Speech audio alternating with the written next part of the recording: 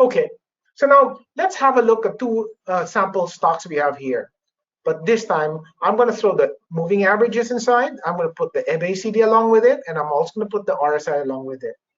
My recommendation, if you're going to put indicators along with your chart, I would recommend start first with one, practice on how it's used, then add maybe your second, and then if you can, maybe up to 3 maximum. So in other words, you can put several moving averages, the MACD and the RSI, all the three things we studied today, and that be the fulfillment of it. I would not recommend that you have more than maybe 3 or 5 or 10 indicators in your chart all at once, because if you have too many indicators, you honestly will not know who to listen to. All right, that's too many masters talking, and like they say, I can only follow one master. So if I have here, in this case, I can only follow 3, because if I have 4 or 5 or 6, I'll go crazy. And I don't know where to turn, and I don't know which indicator to be able to help me make an assessment. So 2 to 3 indicators are good enough. And it is preferred that the indicators you use don't do the same thing. For example, it's okay to have an RSI, which is an oscillator. It's okay to have one momentum gauge, like your MACD. And it's okay to have your moving average because it's an overlay, right? Because here you're making an assessment of support. Here you're looking at speed. RSI, you're looking whether it's overbought or oversold or divergence. Right? So I wouldn't recommend that you be putting, let's say, an MACD here with stochastics, with another momentum indicator, because they all do the same thing, right? So try to be able to use a variety of indicators that don't do the same thing, and you're trying to get confirmation from each so they can give you better assessment of your market condition. Okay, so let's look at FGen in this example. Now, if you notice, FGen is going through a corrective period here, a consolidation.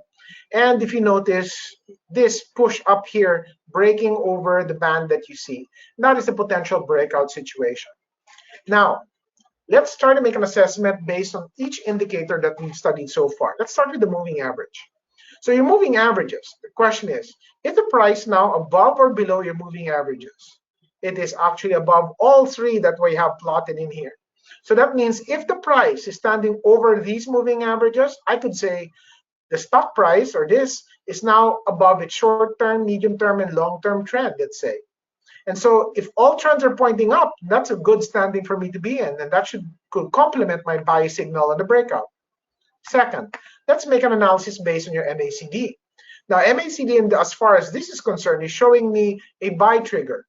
Okay, here's an example where the MACD is the black line now and the signal line is red. And that's why I told you sometimes do check this very well. Not every red line is automatically MACD. It's the faster moving line that is the MACD, and the line that chases that faster line, the signal line. Okay, so in this case, the faster line is the black one.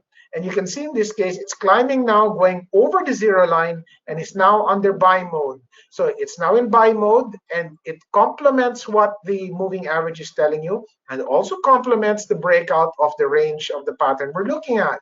So now you've got 2 indicators in your favor, the moving average and the MACD. Finally, let's look at the RSI. The question here is this stock price overbought? And so if we look down here, you can see that although the RSI is climbing, we are not in the overbought threshold yet. And as I told you, if the stock is not overbought, then that means there's still some upside that can be shown in here. So if it's not overbought, again, it also gives you a positive reading. You could also ask, do you spot any divergence? Well, since this high here is higher than this high here, there is no divergence. So in that respect, this guy still tells you thumbs up, things are okay. MACD says thumbs up, all is okay. And this tells you it's thumbs up because it's above the moving average. So ideally, by looking at these 3 indicators, they tell you, go ahead, follow your breakout, buy the stock. And let's see if the stock price climbed. And it did climb. So from this area, you can see that it stretched out a little bit more. Now, as we went through in time, let's now look at the indicators again. 1, the price is still standing above your moving average. Okay. Now, one thing you can also use is how far over the moving averages is this? Because remember, this is your support. So if let's say this is all the way up here, and your next moving average line is way down here, that means your next support line may be too far, and risk that you might take might be too big. But in this case, it's not that far yet. Now, what does your MACD see? Did it cross down? It did not. Although, yes, it's slowing down, but no cross down has taken place as of yet. And as long as this does not cross down, that means you don't indicate a sell trigger. But we have a problem. We do have an overbought situation now in our RSI. That is the reason why you see it seems to be banking off, because some people are taking its profits. But the moving averages says, yes, it might be taking its profit, but no support break has taken place. The uptrend is secure. The MACD tells you uptrend is still secure, although it is losing momentum. I advise to hold. This guy advises to hold. The RSI tells you stop buying. If you want, you can take a little bit of profit. Now let's see what happened. If you see it, the price continued to move higher. Okay, in such a situation, let's see what happened to me. If I did take some profit, then I would still have at least 70% of my position in that can still warrant making money into this strong uptrend. If I happen to have held it, then I'm still A-okay. Now up here, let's make an assessment again with all the indicators. Here's your price. It's a bit far now from your moving average. Right? And because of that, I'm going to get a bit more edgy now, because my risk is if I buy here, it will go down here at the minimum. Next, let's look at your MACD. Now, this MACD is not looking good at all. In fact, your momentum in your MACD is already drawn down. A cross down is now taking place, and that's warning you already something is going on here, and that the seller might be intensifying. Third indicator telling me, the RSI, this guy is still overbought. And so this is still overbought. This guy's telling you cross down taking place. Moving average, no support break yet, but the price from where it is too far from the moving average, also suggestive of an overbought situation. And now I've come to get a bit more alarmed. In a case like this, I will start my profit taking campaign. Maybe I can go all the way up to 50% to do it. And just in case that this moving average breaks, I will unload everything that I have, because if that breaks, I know this will cross down more and this will start to turn down even more. Let's see what happened. And you can see what happened. The MACD suggestive of correction coming in place, and sure enough, here comes your correction. I took some of my profits here, and I will take more as this moving average breaks, and I will just continue to stay out of this, because a correction over here is still being shown to me as a sell mode continues. And coming from an overbought condition, that tells me a lot of people are caught up here, and it may take some time before this correction finishes itself. Where do I look for potential correction spots? If this breaks, I will look for support here. If this breaks, I will look next for support here. And this is how we use a combined multi-indicator system to review our assessment of the trend. Let's look at Ayala Land. So Ayala Land is in a downtrend, as you see over here. If you notice, into a downtrend, several times it made attempts to try to recover, but the moving averages above it seem to be blocking its path. And so you can see these moving averages are all acting as resistance now. Now, let's go all the way back up to where prices are here. As you see prices, let's ask ourselves the question, is the price above or below the moving averages? The answer is it's below them. It's below the short-term, medium, and longer-term moving average. And given that context, that means all three time periods are telling me I should be staying away from this guy, right? Because neither uptrend are seen in those three time frames. Let's consult our MACD. Our MACD did show some buy move here, but you can clearly see it's way below the zero line, which you see in this spot here.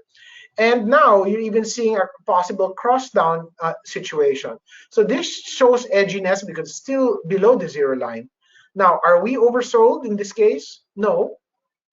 All right, so if it's not oversold, there's really no big reason for this to go, erupting upwards this way. And so given this context, it did show a bit of a rally, but now it seems to be bouncing through an area pattern, but it's trading below the moving average, so the trend environment is not right for me to enter. So let's see what happens with this stock. And look what happens. There was a little bit of a rally. It rallied a little bit more than the MACD. It moved up here, and now you're crossing back down again. And now what do you see? You see a consolidation in price now. The tops seem to be apparent. The lows seem to be apparent. And if I were to draw, I could even draw a rectangle here to tell you what the event is.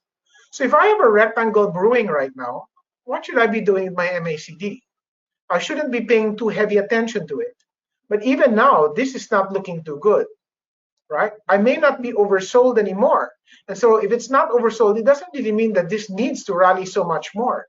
And next, the price has just fallen back down below the moving averages again. And so in this condition, this tells me to stay out. And I will stay out of this until one day I can see prices breach above the rectangular zone or breach the moving averages to give me back an uptrend to see what I want. And I want to see this MACD go over the zero line to tell me I'm now also into an uptrend. So these are how you put these indicators together and take advantage of how to be able to put them together to give you a much more full assessment of the market condition. Unbiased, just plainly what prices are showing me, and now I can easily filter any stock we have. If it took us a minute to study these two stocks based on this, that means if it took me a minute to study this whole page, that's 30 seconds per stock. And if I want to study 30 stocks, all the 30 companies in an index, it should take me only a short period of time to be able to do that as well. One day when you're good enough, you can look at a picture of a chart and in 1 second, you should make a declaration of what you ought to do.